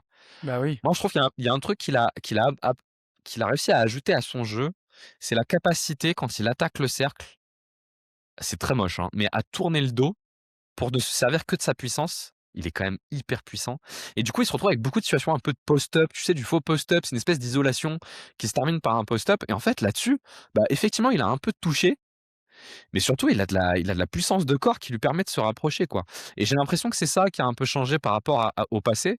Parce que si tu regardes, par exemple, sur son efficacité à 3 points, en fait, il est plutôt bas par rapport à ce qu'il a en carrière, hein. Il est pas très, très haut. Il est à 34 à 3 points. En carrière, il est à 35. L'année dernière, il était à 40, enfin à 40, je disais, il était à 39,7. Donc il y a même pas vraiment de phénomène de surchauffe sur le tir extérieur. Je trouve que ce qui a changé, voilà, c'est sa capacité à se rapprocher du cercle et il est retourné, ce qui était pas le cas à Houston, dans une équipe qui a besoin qu'il prenne beaucoup de tirs. Moi, je serais pas surpris que son attaque rediminue avec le retour de Jalen Green, si jamais on a besoin qu'il tire moins, tu vois? Mmh. Oui, oui, mais moi, je pense qu'il y a un parce qu'il y a un en fait, il y a un manque de création, du côté de Ah oui. Phoenix et des fois, ils s'en remettent à lui, hein, très clairement. C'est pour ça qu'il a un énorme usage. Mais tu vois, moi, c'est ça, en fait, qui me dérangeait avant. Ses tirs, je suis d'accord, il les a toujours pris, mais justement, moi, c'est ça qui me dérangeait avant. il les prenait, mais alors qu'il était pas bon là-dedans, tu vois? C'est ce qui me semblait, pour donner, aux auditeurs les True Shooting Plus de Dillon Brooks à Memphis, 89, 90, 90, 91, 85. Voilà. Ouais, Donc c'est -10 à -15 dessous de la moyenne, c'est énorme. Donc tu as une perte d'efficacité qui est énorme, surtout qu'à Memphis, comme tu as dit, il prenait énormément de tirs. Donc bah, c'est un gain de c'est un peu une perte d'efficacité, je veux dire, qui est absolument énorme. Mais tu vois, par contre, ce qui a changé depuis 3 saisons, c'est que là, il était à 95 et 96 les 2 dernières saisons à Houston, bon, ce qui est pas terrible, mais on se rapproche un peu plus de la moyenne. Et là, cette année, il est à 97. Donc tu vois, déjà, tu acceptes un peu plus parce que tu plus proche de la moyenne. Mais moi, je trouve que quand même, malgré tout, le 3 points, il est mieux qu'avant. Tu vois, il y a des saisons à Memphis où c'était pas du tout bon. Là, je trouve ça fait 3 saisons, le shoot à 3 ouais, points, enfin, c'est ça vrai. commence à devenir un bon shooter à 3 points. Parce que je pense qu'en fait, c'est l'âge, tu vois? C'est souvent que des fois des joueurs, ben, arrivent à un âge, bah, voilà, ça y est, le toucher, enfin, c'est la mémoire gestuelle, les trucs comme ça que, bah, tu l'as à force. Et je pense que lui, c'est un peu ce qui se passe, tu vois? C'est un joueur qui a 30 ans maintenant, enfin, je crois, hein, qui a 30 ans. Ouais, il a 29, mais il va avoir 30 ans. Donc c'est ça. Donc ça commence à être un vétéran et je pense que c'est ça, il commence à avoir le jump shot commence à être là. Mais du coup, je trouve que ça change pas mal de choses dans son profil. Tu avais la défense et si maintenant tu as le 3 points qui est à peu près à la moyenne, voire un peu plus, bah, déjà, c'est beaucoup plus acceptable, quoi. Et tu vois, là, je regarde, en même temps, les différentes, stats qu'on a. Il était à peu près à un tiers de ses tirs qui étaient pris à mi-distance. Il a monté le mi-distance, il est 46 de ses tirs à mi-distance, ce qui est pas bon du tout. Mais par contre, il est à 31, un tiers de ses tirs maintenant sont des short mid. Donc je trouve qu'il a vraiment, tu vois, progressé sur cette capacité à se rapprocher du cercle. Il n'arrive pas à aller jusqu'au cercle, il n'y arrivera jamais parce qu'il a pas le handle. Mais vraiment avec, Mmh. cette utilisation de sa puissance, bah, il arrive en fait à retourner à trouver cette zone du short mid où il impose un peu son post-up, à cet endroit-là et où il est plutôt pas mal. Il tourne quand même à 53 de réussite sur short mid, hein, ce qui est pour le coup énorme, pour le coup. Ouais. Après, Tu vois, il y a je d'autres choses pense à qu'il y te a dire quand sur même oui, pardon. non, c'est juste pour dire, je pense quand même qu'il y a un peu de surchauffe parce que Ah, sûrement un peu de surchauffe, vraiment, ouais. ouais, moi, à chaque match que je vois, je suis même étonné. Je me dis: «Mais c'est fou les tirs qu'il arrive à rentrer». Enfin, tu te dis à un moment, ça va s'arrêter, c'est pas possible, quoi. Ouais, je suis d'accord avec toi. Puisqu'on est autour des scootings un peu de joueurs et qu'on fait un peu le tour là de nos différents noms, bah, je te propose qu'on prenne un petit temps sur, la star de cette équipe quand même. C'est Devin Booker, qui qui s'est retrouvé quand même dans un contexte un peu particulier. C'est le dernier des Mohicans, tout le monde l'a lâché, Chris Paul l'a lâché, DeAndre Ayton l'a lâché, Bradley Beal l'a lâché, Kevin Durant l'a lâché et il reste lui. Alors, parler de Devin Booker, bon, moi j'ai un biais, je sais pas toi, moi j'ai un biais sur Devin Booker. J'adore Devin Booker. Il y a un et je pense qu'une bonne part de ce que j'aime chez Devin Booker, il y a une part qui est liée à ses qualités de joueur, mais il y a une autre part qui est liée à son esthétique, donc je sais que je peux être un peu biaisé par ça. J'adore regarder ce joueur et c'est un joueur que j'ai toujours beaucoup aimé. Toi, je sais pas quel est ton rapport à Devin Booker? Si, si, moi, je l'aime beaucoup aussi. C'est toujours un joueur que j'ai beaucoup aimé. Je suis ravi d'en parler parce que je trouve que c'est un joueur qui a un compris enfin, j'ai l'impression que beaucoup le voient comme étant un certain profil alors que je trouve pas du tout. Donc ça va être intéressant d'en Ça parler va être parce qu'en intéressant fait d'en parler. ouais, ça va être intéressant parce que, bah, parce que en fait, j'ai toujours eu moi, j'ai l'impression qu'il y a ce biais de comment il était utilisé à la fac. Parce que OK. Calipari, en fait, pour un peu redonner le contexte, Calipari, c'était le coach de Kentucky, parce qu'il vient, du coup, il était là-bas à la fac, Devin Booker. Et Calipari, en fait, il est un peu réputé, il a un peu cette mauvaise réputation il a toujours super mal utilisé ses joueurs et notamment les guards, tu vois? Les exemples, récents, tu vois? Bah, il y a eu Booker, il y a eu Jamal Murray, le dernier en date, c'est Tyrese Maxey, tu vois? Qui OK. sortait de Kentucky, Ton joueur qui était préféré? toujours sous Calipari. Maintenant, Calipari, il est plus à Kentucky, il est à Arkansas, mais en fait, si tu veux, à Kentucky, il l'utilisait énormément en shooter, en sortie d'écran, en fait. Et j'ai l'impression que cette image, elle est restée. Il y en a beaucoup qui voient Devin Booker comme un shooter d'élite, comme un top shooter, comme un shooter en sortie d'écran. Alors que je trouve que c'est pas du tout ça, quoi. Non, pour moi, Devin Booker, c'est avant tout un driver. Pour moi, c'est avant tout un driver Quand il veut et bien c'est un driver. joueur Parce que Ouais, c'est mais avant tout c'est un driver, mais qui aime bien arrêter son drive pour terminer sur des oui, mi-distances. Il a du mal à il aller au bout aime de ses drives quand même. Ouais, il aime bien aller il a voilà, il aime bien son shoot à mi-distance, ça c'est sûr, mais pour moi, c'est un driver et c'est un joueur de pick and roll, en fait. C'est un très, très bon joueur ouais, de c'est pick and roll intéressant. et j'ai C l'impression que c'est un peu une partie de son jeu qui est pas souvent vue, alors que je trouve, tu vois, par exemple, même son passing, moi, je le trouve excellent. C'est un très, très bon passeur sur pick and roll, Devin Booker. c'est intéressant, bah, tu vois, pour qu'on pose les bases de comment on voit Devin Booker jusqu'au bout. Moi, pour moi, la meilleure utilisation de Devin Booker, c'est clairement l'utilisation de Monty Williams.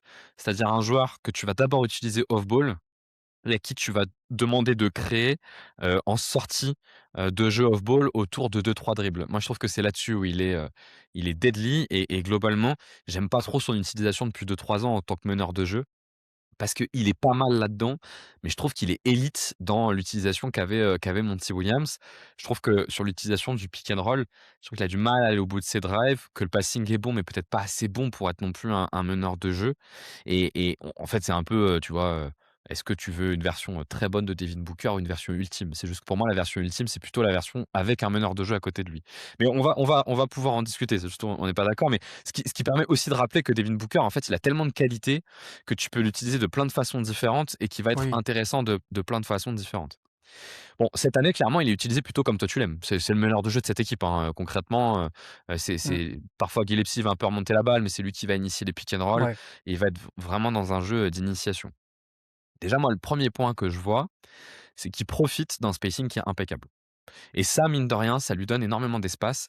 Je trouve que Jordan Hutt, ce qu'il fait bien, c'est de lui mettre, tu sais, un très bon shooter à une passe. On l'a dit tout à l'heure avec Gillespie, qui est un peu son partenaire idéal de ça. Ce qui va lui donner de la liberté un peu sur le pick and roll.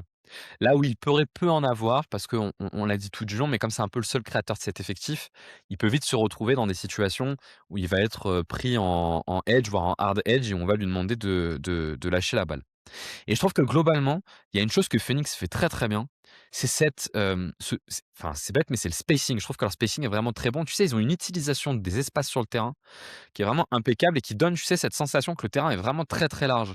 On a un peu ça, tu sais, quand on regarde Boston, on en avait parlé avant les vacances, on avait cette sensation aussi avec Boston. Je trouve qu'on retrouve ça chez Phoenix. Tu as toujours l'impression que le porteur de balle qui est dans l'axe, il a énormément d'espace pour repérer parce qu'à 45, il y a des très bons shooters qui sont très, très, très au large et qu'on utilise aussi beaucoup l'intérieur dans le dunker spot, ce qui permet de libérer une place, sur le dribble. Sa relation avec Mark Williams, elle est un peu au cœur de son jeu. Moi, il y a un truc qui m'étonne avec Devin Booker et après je vais aller dans le détail, mais je ne veux pas non plus faire un trop long monologue. C'est qu'il est pas sur une saison où il est très efficace et pour autant, je trouve que son impact sur les matchs, elle est colossale. Il est à 100 TS+ cette saison, sachant que c'est un peu sauvé par son free throw rate qui est vraiment très haut. Il est à 109 de free throw, rate plus, donc il est vraiment très, très au-dessus de la moyenne sur la partie lancer franc. En fait, s'il obtient pas des fautes, globalement, il est pas efficace. Je crois son EFG+, il est à 93, tu vois? Donc il est 7 moins efficace que la moyenne, si on enlève les lancers francs, c'est assez bas et pour autant, il y a une efficacité qui est énorme. Avant que j'aille plus dans le détail, toi, qu'est-ce que tu penses de sa saison? Bah, moi j'aime bien, hein. Moi j'aime beaucoup sa saison. Je pense qu'il est pas efficace parce que pour le coup, lui, il est en sous-chauffe à 3 points, hein. 30 Ouais, je pense que c'est un peu une anomalie, hein. Parce que tu regardes toutes les autres zones du terrain, il est ultra efficace au cercle. Effectivement, comme tu as dit, la provocation, pardon, de lancer, il a jamais été aussi haut. ouais. Déjà que c'était un bon, provocateur de lancer franc, mais tu vois, je suis allé voir, il était plutôt aux alentours des 12-13 de shooting fall percentage. Là, il est monté à 16,6 cette année, ce qui est énorme. Mais non, moi j'adore son utilisation. Moi justement, moi ça m'énerve qu'on veuille lui coller un soi-disant meneur de jeu à côté. L'année dernière, j'avais un peu regardé Phoenix et bah, il y avait Tyus Jones souvent qui portait la balle et Devin Booker qui était utilisé sans le ballon et ça m'énervait un peu parce que, bah, je trouvais qu'il y avait un manque à gagner en fait. Je préfère que Devin Booker, te crée ton attaque plutôt que Tyus Jones. Donc C'est vrai que ça fait moi sens quand c'est Chris Paul, ça le fait peut-être moins quand c'est Tyus Jones. c'est sûr. Non, mais en plus, je trouve que Devin Booker, il y a vraiment eu des progrès. Pour moi, c'est plus le Devin Booker justement d'avant, où peut-être il y avait un peu moins le passing, mais le passing il a toujours quand même été. Mais je trouve que le passing est vraiment devenu bon depuis 2, 3 saisons. Il est vraiment, je trouve, excellent. Il a ajouté même un peu de créativité, je trouve, des fois. Moi, j'aime beaucoup son passing, mais par contre, oui, là où je te rejoins, c'est pas non plus, c'est pas Luka Doncic non plus dans le profil. C'est-à-dire, c'est pas le joueur pur de pick and roll, des héliocentriques. Voilà, je cherchais le mot. C'est pas un joueur comme ça non plus. C'est un joueur qui est beaucoup plus polyvalent. Tu peux quand même l'utiliser off ball et en plus, ce qu'ils aiment bien faire, Phoenix, souvent, c'est pas lui qui remonte la balle, c'est un autre joueur et lui, on va d'abord lui faire prendre un écran pour un peu Ouais. l'amener lancer et à C'est partir de Gillespie là, toi, souvent ça qui va prendre la balle et voilà. on va l'amener lancer, ouais. Mmh. Souvent, il l'utilise en horns, ils le mettent sur un coin du horns et l'autre joueur qui est dans le horns, il vient lui poser un écran. En fait, ça s'appelle horns out, ce système, mais c'est simplement, en fait, tu lui fais avoir un espèce de momentum. Ça lui permet d'être soit lancé comme ça, bah, soit il a un temps d'avance et il peut directement driver, soit, bah, il arrive avec un peu un temps d'avance, puis tu vas direct lui reposer un écran. En fait, ça apporte du dynamisme. Mais moi, c'est ça que j'aime bien ces joueurs, c'est que, bah, ils t'apportent du dynamisme. Tu peux aussi l'utiliser, des fois, ils le font sortir d'un flare screen, il va pouvoir aller dans la raquette ou des fois il va shooter. Donc c'est sûr que par contre, c'est un joueur qui est ultra polyvalent. C'est pas simplement le joueur, pur on ball. Il a à la fois cette utilisation on et off ball. Mais moi voilà, j'aime bien quand même que qu'il soit à l'initiation du jeu parce que c'est un très bon créateur, Devin Booker, que ce soit dans le drive, il a toujours été bon, hein, mine de rien. Enfin, tu regardes ses chiffres sur drive, il est toujours largement au-dessus de la moyenne. J'ai pas les chiffres là, mais je crois qu'on est aux alentours toujours des 1,20 points par tir, ce qui est dans le 80e centile, voire plus. Donc c'est excellent parce qu'il provoque des fautes, parce que malgré tout, il est efficace au cercle, même si c'est sûr que c'est peut-être pas là où il va le plus et il y a le shoot à mi-distance, ça c'est Ouais, sûr, ce que mais j'allais dire, je trouve qu'on a c'est que souvent l'image du 3 points, mais c'est avant tout, oui, un shooter à mi-distance, mais qui est excellent, là-dedans. ouais, c'est ce que j'allais dire, c'est qu'il fait partie de ces rares joueurs dont tu peux aussi accepter l'arrêt à mi-distance sur le drive pour tirer tant il est diabolique quoi sur le mi-distance. Il y a ce truc un peu comme peut avoir Jalen Brunson où en fait quand ils arrivent dans leur zone à mi-distance, C'est ils ont une ça, ouais. capacité à mettre dedans qui est dingue et effectivement cette année, il est peut-être, légèrement en sous-chauffe. Moi, ce que je trouve intéressant dans la saison de Devin Booker, c'est que pour la première fois de sa carrière, il se retrouve dans une situation, de très forte défense et donc de lui qui doit générer, tu sais, le plancher d'attaque, qui doit te permettre de Ouais. valoriser cette défense-là. Et Booker a toujours été dans des attaques très, très fortes où il était hyper efficace, d'ailleurs dans ces attaques, très fortes et je trouve ça intéressant en fait de le voir pour une fois dans sa carrière dans un rôle un petit peu différent. Parce que Devin Booker, il a quand même une qualité. Alors, tu as beaucoup parlé de son passing, tu as parlé de son drive. Mais enfin, Devin Booker, pour moi, c'est surtout un tough shot maker de dingue. C'est vraiment, tu sais, le profil du joueur où si tu as une attaque totalement arrêtée et des défenses qui ont pris le pas, tu as besoin de mettre des tirs difficiles, un peu comme peut l'être Luka Doncic par exemple. Bah, c'est des joueurs qui sont vraiment excellents là-dedans. Et j'ai l'impression que, tu vois, il se retrouve dans un rôle qui peut ressembler un peu au rôle de Anthony Edwards à Minnesota. Autour d'une très forte défense, on attend en fait de lui un plancher d'attaque qui permettra de valoriser cette défense-là. Et en fait, on se rend compte bah, que là-dedans, Devin Booker, il est incroyable. Cette saison, il tourne à 51 de réussite sur les shoots contestés. Les tight, pas les very tight, mais les tight, c'est pour ceux qui connaissent le détail, des stats de NBA.com. 51 sur les tirs contestés, c'est absolument colossal. En fait, tu as raison, il est totalement en sous-chauffe parce qu'il est notamment en sous-chauffe sur les tirs ouverts, où il est qu'à 40 Ouais. ce qui pour le coup est vraiment faible. Sur les tirs contestés, il a 51 ce qui reflète bien l'ensemble de sa carrière. Pour vous donner un point de comparaison, Anthony Edwards, qui se retrouve beaucoup dans des situations qui sont similaires à celles de Booker, il est à 39 dans une saison où lui, pour le coup, il est plutôt alors on ne sait pas encore s'il est en surchauffe ou s'il est à un niveau régulier, mais oui, pour le coup, il est très, très haut. Et en fait, je trouve que ça ouvre une perspective de développement d'équipe autour de Devin Booker qui est hyper intéressante. Où en fait, tu te dis, dans une équipe défensive, bah, il défend. Moi, je trouve que sa saison, moi, je suis d'accord avec toi, je trouve sa saison en défense, elle est bonne. Et en tout cas, c'est pas du tout un joueur qui va venir pénaliser ta défense si tu as choisi de créer une équipe construite autour de la défense. Et si tu veux un niveau plancher d'attaque, par son tough shot making et par sa création, qui est pas élite de chez élite, parce qu'il est assez scolaire, mais qui est quand même propre, mais en fait, tu vas l'avoir ce niveau, tu vois ce niveau plancher d'attaque qui est suffisant pour valoriser ta défense. Et donc je trouve que c'est une saison qui ouvre des perspectives avec Devin Booker qui est vraiment intéressante. D'ailleurs, juste pour conclure, hein, quand il est sur le terrain, l'équipe est à +5 de net rating, ce qui montre bien que ça fonctionne quand il est sur le terrain. Je calcule pas le différentiel avec, quand il est pas sur le terrain, parce que là, ça va être trop pénalisé par son remplaçant qui est très faible. Mais juste si on regarde quand il est sur le terrain, l'équipe elle est vraiment fonctionnelle sur ce profil, d'équipe en fait, défensive pure qui a juste un plancher d'attaque qui est intéressant, quoi. Et du coup, je trouve que c'est une saison super intéressante pour Booker, qui a quel âge d'ailleurs Devin Booker? Il doit avoir 30 ans maintenant, hein? Il doit s'en rapprocher Oui, je doucement des crois, ouais. 30 ans. Ouais. Et je pense qu'il reste 3-4 ans là de Booker où il y a un truc à aller chercher en tout cas autour de lui, quoi. Il a 29 ans, non, il a 29 ans, il est pas encore à 30 ans. Il vient tout juste d'avoir 29 ans, qui est intéressante. Tu voyais d'autres trucs à dire toi sur, la saison de Devin Booker ou pas? Non, je pense qu'on en reparlera peut-être un peu après sur un peu la relation qu'il a avec les autres joueurs. Parce qu'il y a des trucs, si on élargit un peu sur l'attaque, mais vraiment sur son profil, je pense qu'on a pas mal fait le tour, ouais. Eh ben, je te redonne la main pour aborder le sujet que tu voulais aborder. Ouais, bah, du coup, on peut enchaîner là-dessus. Je vais parler des connecteurs un peu, hein, en attaque qui subliment un peu je trouve le collectif, enfin en tout cas le jeu de Devin Booker. Et peut-être parler un peu des schémas offensifs qui sont pas non plus, je veux dire, on reste sur des schémas simples, hein. C'est une attaque de pick and roll, hein, en fait, hein, basiquement, enfin basiquement. Mais je veux dire, voilà, il y a rien de dingue, je veux dire, il y a pas une révolution tactique ou quoi que ce soit, mais voilà, c'est beaucoup, beaucoup de pick and roll, hein, Phoenix. Notamment, bah, on en a parlé avec Devin Booker. Hem mais par contre, ce qui est cool, je trouve, c'est comment tu l'optimises ce pick and roll. C'est-à-dire, bah, tu as beaucoup de connecteurs. Moi, j'aime beaucoup, bah, on en a parlé, Gillespie, mais il y a aussi Royce O'Neal qui est très bon là-dedans, dans le connecting. Il l'utilise aussi beaucoup, lui, à une passe près. Moi, j'ai plein on va le dire aux auditeurs, mais j'ai une vidéo qui est en préparation sur Phoenix.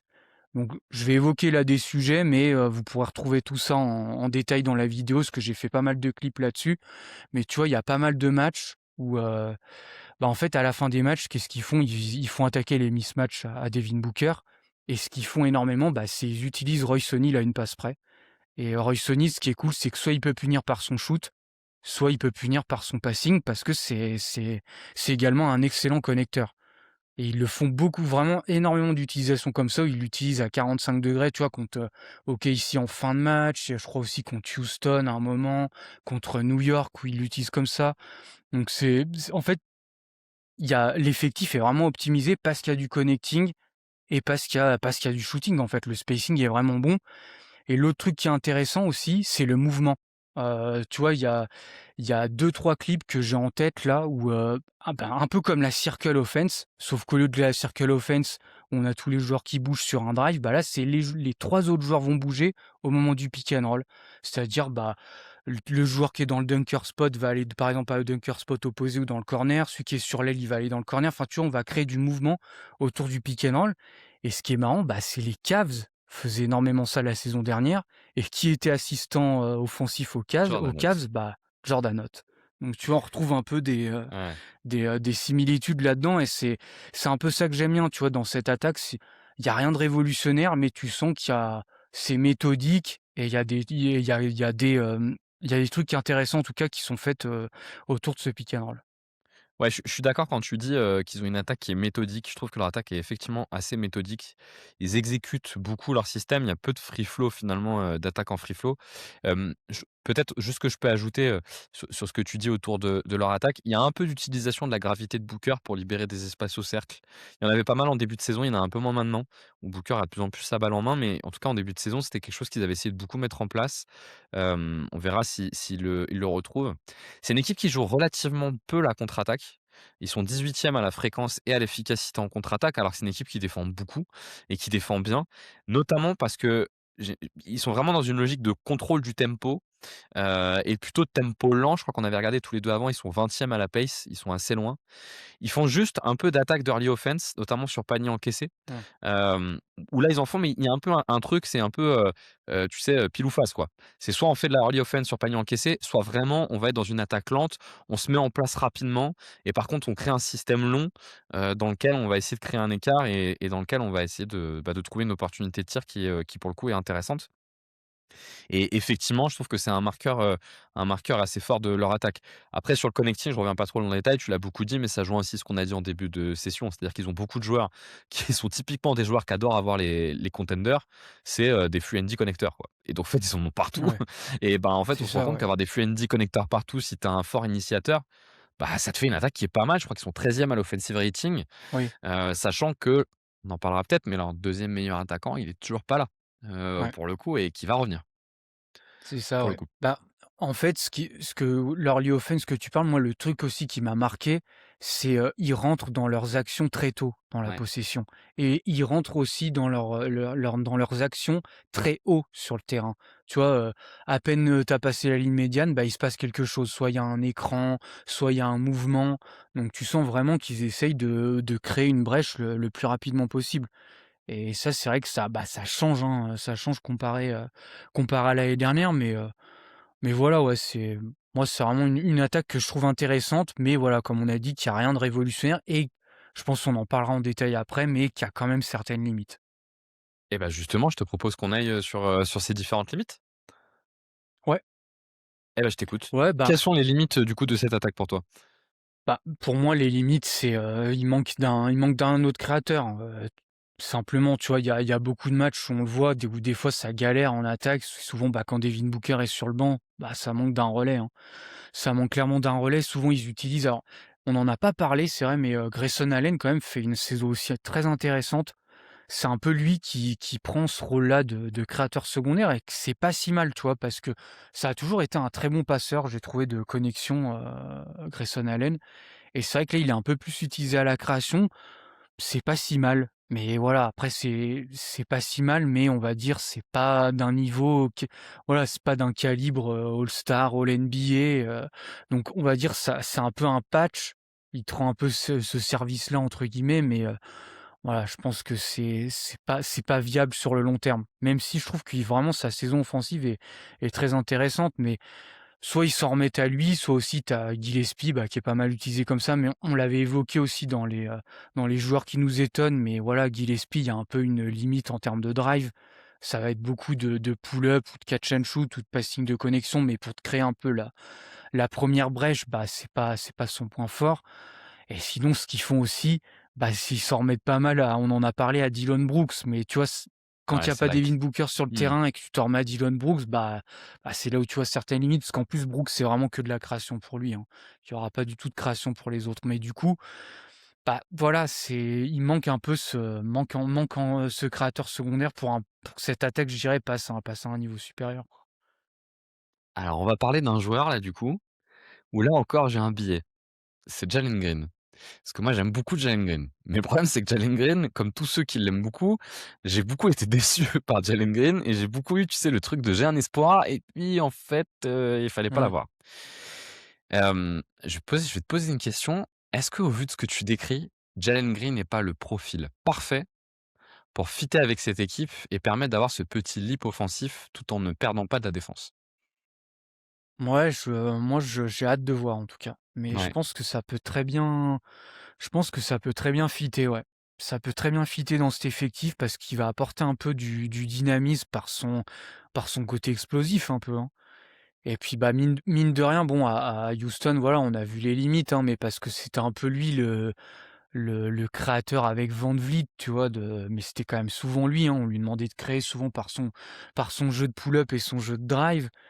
Mais c'est vrai qu'en plus, ce que j'aime bien, c'est mis à côté d'un créateur aussi fort que Booker, bah, je pense que ça peut lui rendre service et lui, il aura un peu le truc, bah, être en relais de Booker en créateur secondaire et puis jouer contre un peu les bancs NBA, tu vois? Quand Devin Booker va être sur le banc, je trouve que c'est un peu là où il ferait du bien parce qu'il apportera un peu, bah, ce dynamisme qui manque parce qu'en fait, ça manque de drive un peu dans cette équipe quand, Devin Booker, est pas à la création et lui va te l'apporter alors Et c'est quand même sa force.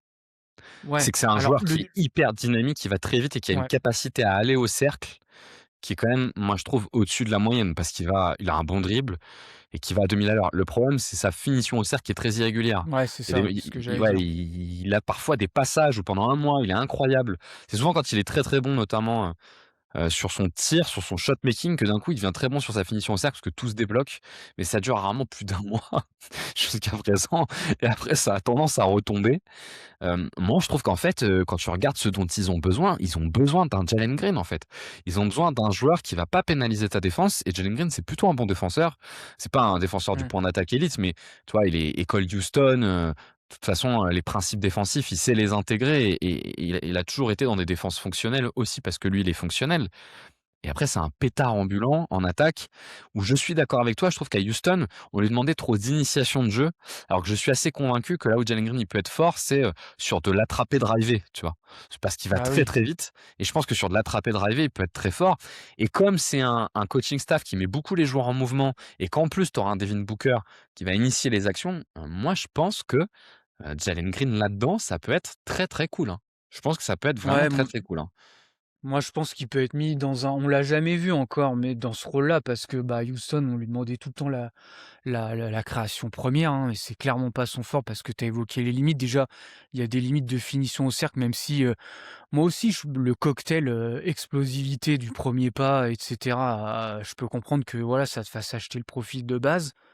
Par contre, voilà, il manque la finition et puis surtout le playmaking. Le passing, ouais. C Bah ouais, le passing, il est Ouais, pas du c'est tout, ouais. vraiment je pense que c'est vraiment moi là le défaut qui me gêne le plus, c'est pas un joueur qui passe là-bas, il a pas la vision de jeu, hein, tout simplement, mais je pense que mis dans ce contexte-là où, bah, comme tu l'as dit, il va faire du spot up drive, hein, des stampede action, un peu les trucs comme ça, ou alors, bah, le faire arriver lancé, lui faire jouer des zoom action, des trucs comme ça. J'ai hâte de le voir mis dans un peu dans des schémas dynamiques comme ça, parce que c'est un peu le problème, tu vois? Udoka, bon, bah, voilà, c'était de l'attaque, très statique, très, Udoka, c'est surtout au terme de schéma défensif qu'il est très bon, mais en termes d'attaque, c'était, beaucoup d'attaques de mismatch. On lui demandait beaucoup de faire du pull-up, des choses comme ça, et il pourra toujours quand même apporter ça, à Phoenix, mais voilà, je pense que mis dans un dynamisme, ça pourra être intéressant, et puis peut-être aussi profiter un peu de son catch and shoot.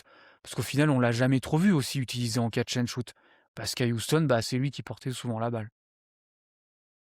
Parce que je trouve en fait, ce que je trouve intéressant dans la perspective de Jalen Green, c'est qu'en fait, il y a un peu rien à perdre, tu vois? Comme tu l'as dit, il y a Oui, tellement de c'est ça. limites aujourd'hui sur la création secondaire que bon, de toute façon, tu vas lui filer, ces tickets de shoot, faut juste bien les circonstancier, tu vois? Les mettre dans de bonnes conditions pour maximiser, mais Jordan Note fait quand même ça plutôt bien depuis le début de saison. C'est ce qu'on voit, c'est qu'il arrive Mmh. vraiment enfin, on en a un peu parlé, mais ils ont quand même un coaching staff qui fait un super taf.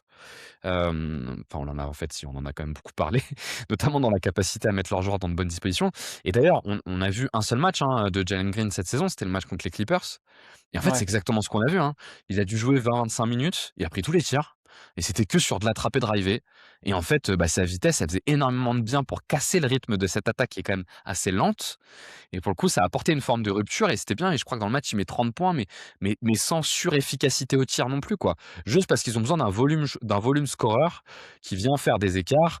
Alors après, effectivement, le passing, ça sera probablement toujours sa limite. Moi, je dis quand même, je suis curieux, ouais, de voir Jalen Green. Je crois qu'il doit revenir assez vite. Là, d'ailleurs, je crois avoir vu passer que Heu, qu'on est tout proche ouais, du retour. je je crois Et il joue contre on enregistre là jeudi, il joue cette nuit contre Détroit, je crois il joue pas. Par contre, je crois que la nuit d'après, visiblement, il cible, je crois il joue contre New York, apparemment, il risque de rejouer, d'accord. contre les Knicks, ouais. L'idée, c'est qu'il joue dans ce match-là, ouais.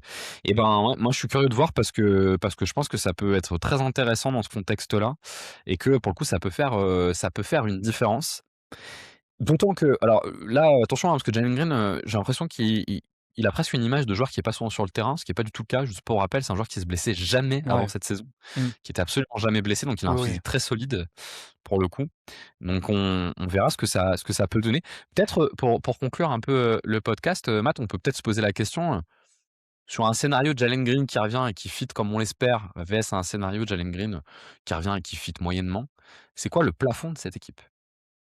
1 scénario, alors on va faire le scénario où en fait ça fit, moyennement, ça fait pas trop progresser l'équipe, elle reste dans les mêmes zones.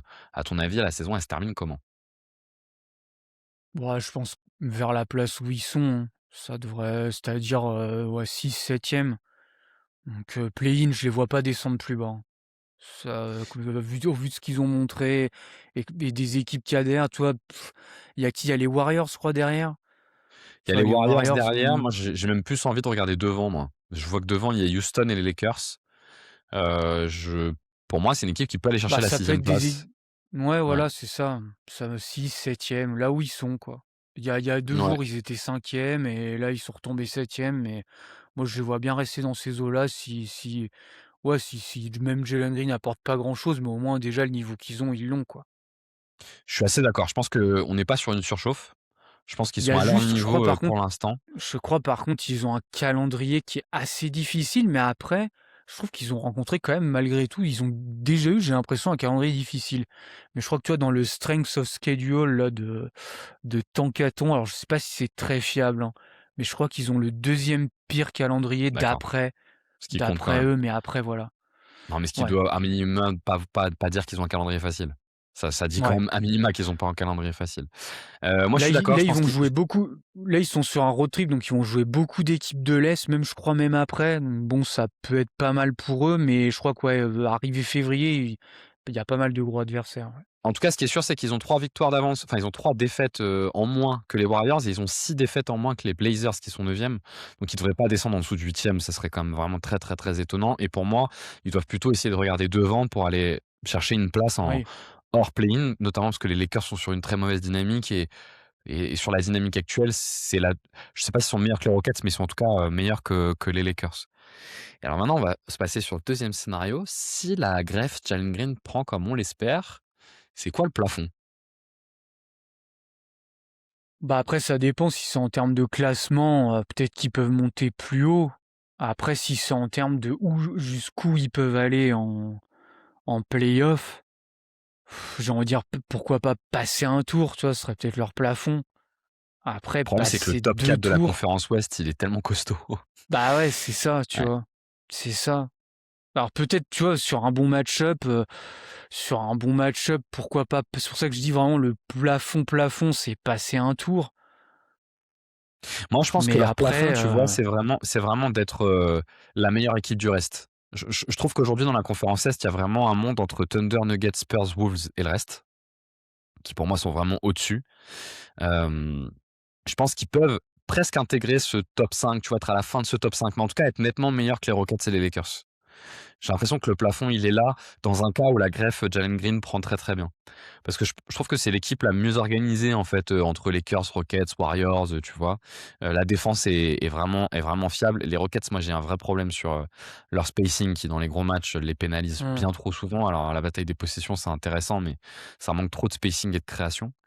Hem, je pense qu'ils sont capables d'aller jouer ça. Je pense que la marge, elle peut être là avec Jalen Green et donc d'être un espèce de poil à gratter du premier tour, quoi. Déjà, si cette équipe en reconstruction valide un truc, qui est, en fait, on passe pas par le play-in et il y a pas de débat, c'est déjà énorme, hein.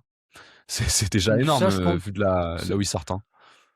Ça, je pense que c'est possible. Après, comme j'ai dit, tu vois, s'ils tombent contre Minnesota ou même admettons les Lakers, tout dépend aussi de ce qui se passe là à la trade deadline. Hein. Je parle pas de Phoenix parce que Phoenix, je les vois pas se renforcer, mis à part Jalen Green qui va revenir.